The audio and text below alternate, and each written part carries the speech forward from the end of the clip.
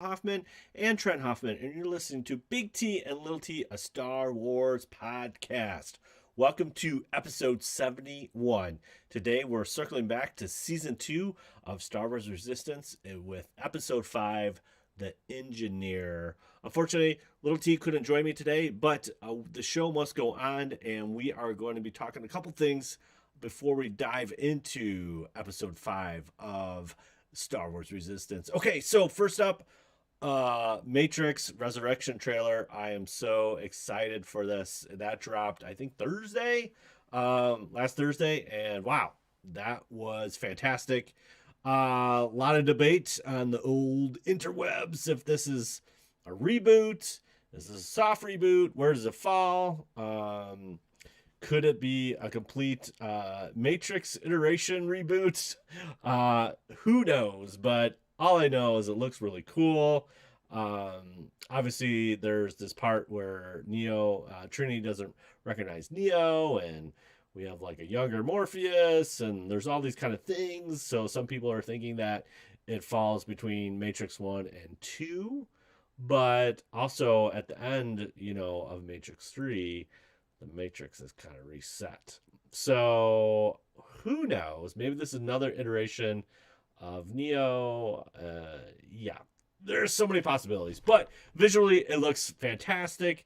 It looks fun. And it, again, back in 1999, The Matrix was ridiculously amazing, and it just was one of those films that like you had to see over and over again. And so I'm hoping that Matrix 4 is like that.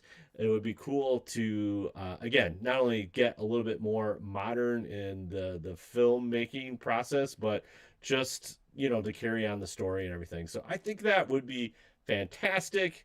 I'm very much looking forward to that. I think that it comes out at the end of December, which is great. So instead of Star Wars, got a little Matrix. Super excited for that. What If continues to deliver. So last week it was zombies. So not as deep as the Doctor Strange one was, but this one, again, there was a comic book line that was done by Robert Kirkman. He is famous for Invincible and obviously The Walking Dead. He knows his zombies. There's this whole comic line about zombies. But it looks like with this plot, it was that the superheroes had some cognitive ability after they became zombies. How this story goes, real quick, is just that when Hank Pym brings back his wife, she kind of brings back this virus, and then they all turn to zombies, and the Avengers get zombies, and there's all these things, and so there's just a couple of them left.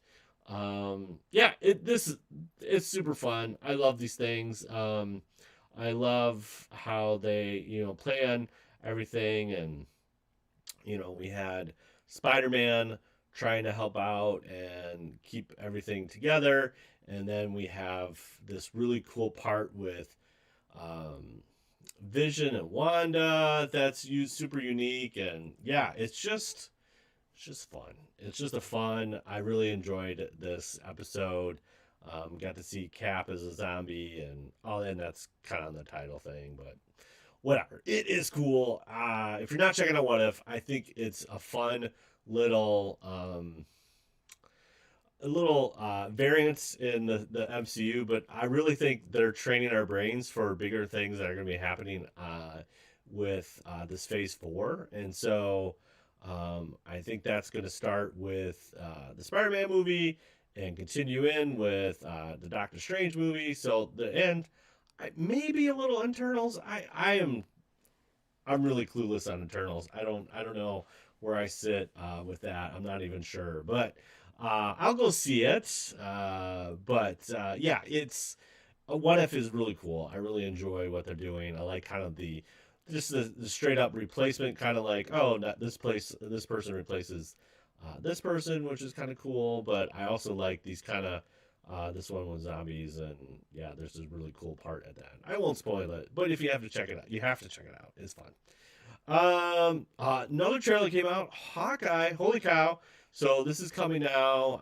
I don't think they officially gave a date. They said holiday season. So, yeah. So Hawkeye is another Disney Plus show that, again, small series where we get to see a little bit after.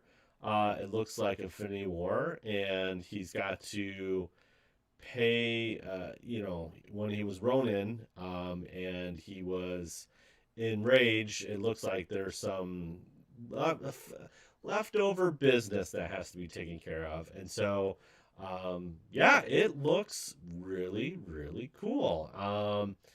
It should be fun, and excited to see where it goes.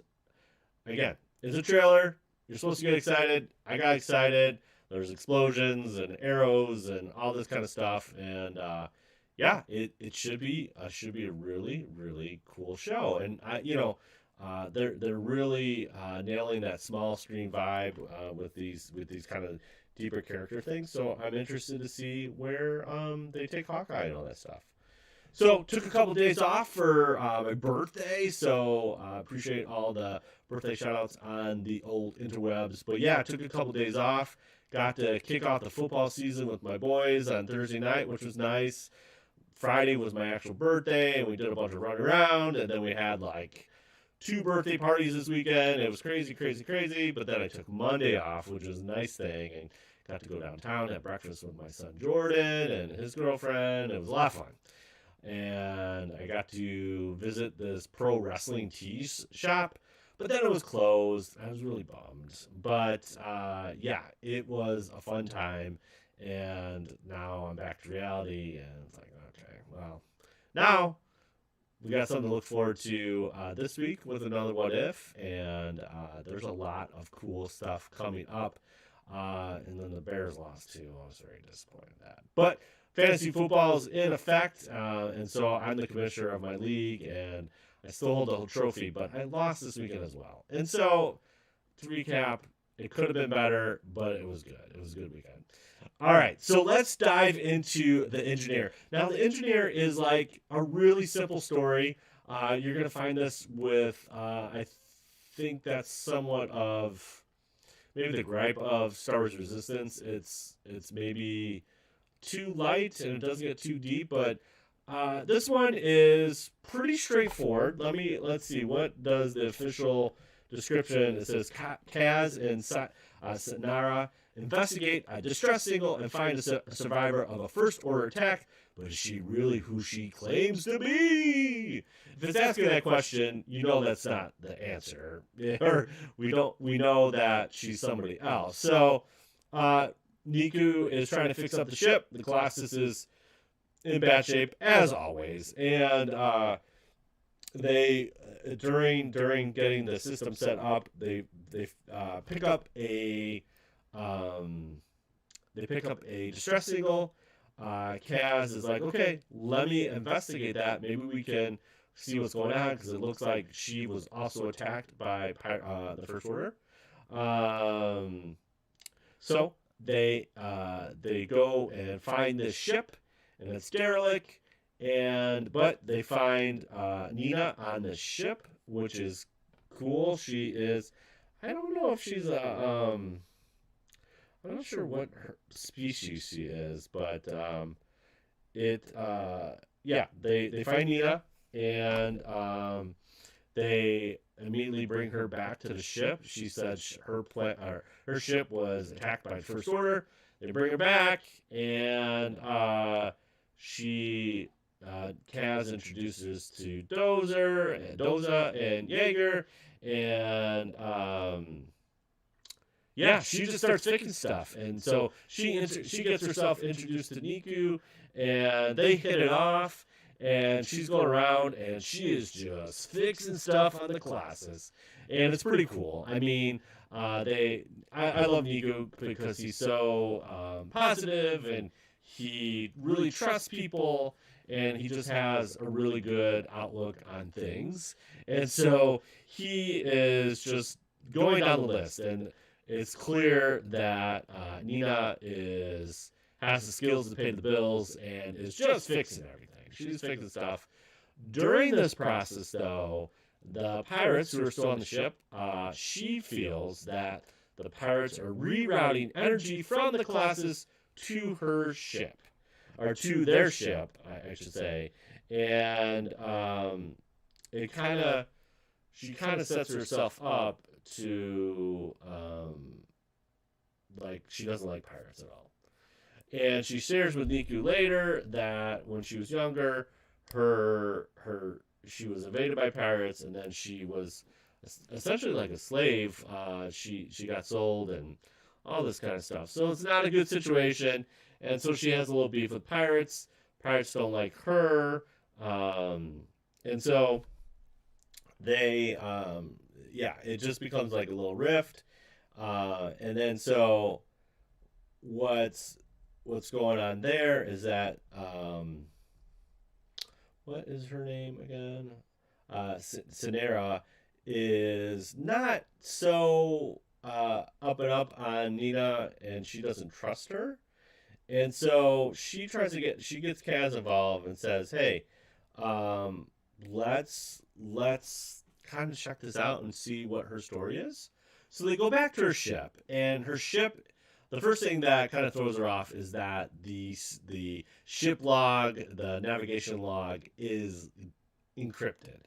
And so it takes a little slicing, but they kind of find out that, yeah, she's working for the First Order.